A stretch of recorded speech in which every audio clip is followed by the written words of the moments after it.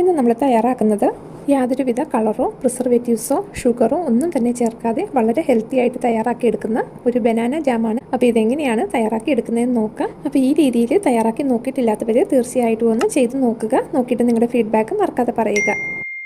Jam തയ്യാറാക്കാൻ വേണ്ടി ഞാൻ 3 കിലോ പാളയംകുടം പഴം അഥവാ ചെറുപഴമാണ് എടുത്തേക്കുന്നത്. അപ്പോൾ ഇത് നമുക്ക് വേവിക്കാൻ വേണ്ടിയിട്ട് ഒരു പ്രഷർ കുക്കറിലേക്ക് മാറ്റാം. ഇനി ഇതിലേക്ക് 1 കപ്പ് വെള്ളം ഒഴിച്ചു കൊടുക്കാം. കൂടെ തന്നെ ഒരു 1.5 ഇഞ്ച് നീളമുള്ള 3 കഷ്ണം കറുവ എടുത്തിട്ടുണ്ട്.